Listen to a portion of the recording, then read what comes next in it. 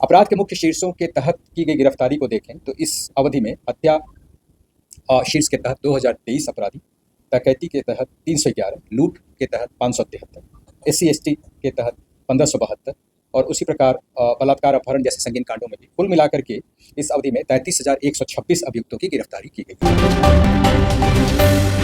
Bihar police मुख्यालय के अपर police महानिदेशक विधि व्यवस्था सुधांशु कुमार द्वारा आज प्रेस कॉन्फ्रेंस कर एक अहम जानकारी दी गई, जिसको लेकर 2026 से लेकर अब तक के आपराधिक मामलों की जानकारी दी गई, जिसमें 676 व्यक्ति के खिलाफ CCA की धारा के तहत काम की गई, जिसमें 252 व्यक्तियों के खिलाफ आदेश पारित कर दिया गया। बिहार में गंभीर आपराधिक मामलों में 33,000 से अधिक अपराधी गतिविधि वाले व्यक्ति की गिरफ्तारी की गई है। न्यायालय के द्वारा आपराधिक मामलों में सुनवाई करते हुए 2 लोगों को फांसी की भी सजा दी है। सांप्रदायिक मामले, हॉर्स फायरिंग और पुलिस पर हमले में 1100 से अधिक लोगों को गिरफ्तार किया गया है। जहां मुख्यमंत्री आवास के पीछे शराब की बोतल मिलने के मामले पर क्या कुछ कहते नजर आ रहे हैं पुलिस मुख्यालय। विधि व्यवस्था प्रभाग की ओर से आप सभी का स्वागत है।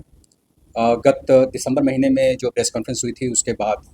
ये पहली प्रेस कॉन्फ्रेंस है इस वर्ष की। मैं आपको जनवरी महीने से लेकर के आज दिनांक 22 मई तक की कुछ उपलब्धियों की ओर ध्यान आकृष्ट करना चाहता हूँ। मुख्य रूप से जो प्रिवेंटिव सेक्शंस हैं, जैसे धारा 107, इसमें संपत्ति जब्ती का प्रावधान है नए क्रिमिनल लॉ में, उसमें 1433 अपराधियों को चिन्हित करते हुए 426 अपराधियों के विरुद्ध प्रस्ताव न्यायालय में समर्पित किया गया है और इसमें से 103 अपराधियों के विरुद्ध माननीय न्यायालय में कार्रवाई विचाराधीन है। 4 के विरुद्ध ऑर्डर प्राप्त हो चुका है संपत्ति जब्ती का। उसी तरीके से PNSS की धारा 126 एवं 135 के तहत जो निरोधात्मक कार्रवाई है, उसमें जनवरी 26 से लेकर 15 मई 2026 तक कुल 4,13,118 व्यक्तियों के विरुद्ध ये कार्रवाई की गई है और धारा 135 के तहत बंधपत्र की कार्रवाई 1,34,358 व्यक्तियों के विरुद्ध की गई। CCA की धारा 3 की कार्रवाई होती है,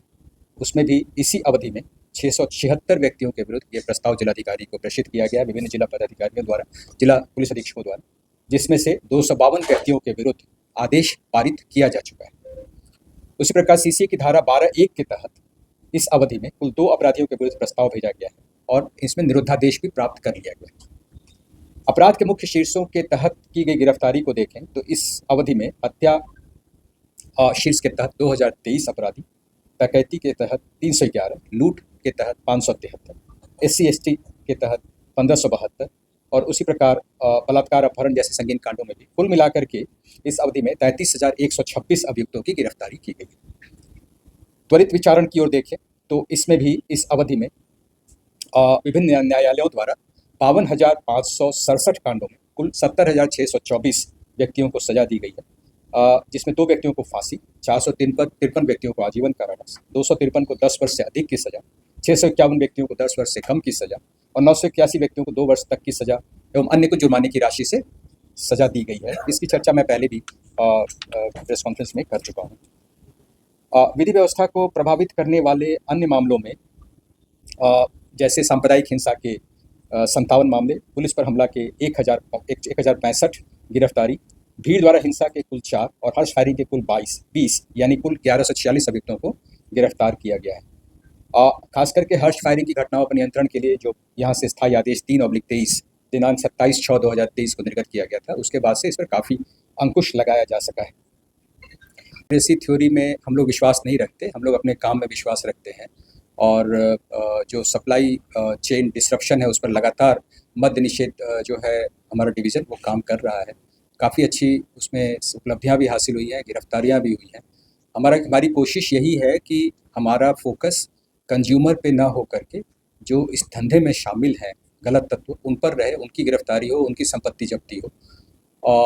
तो इस तरह के आइसोलेटेड इंसिडेंट कभी कभी देखने को मिलेंगे, तो उसमें भी जो उचित कानूनी कार्रवाई है वो आज देखिए मुख्यमंत्री आवास के पास भारी संख्या में विदेशी शराब की बोतलें रैप करके वो फेंका गया था। आपको सबसे बड़ा हाई प्रोफाइल एरिया वहाँ सिक्योरिटी रहती है, अगर किसी ने लाकर बोतल रख दिया, ये इस बात की जानकारी नहीं, पेट्रोलिंग जानकारी हुई तभी तो आपको भी जानकारी मिली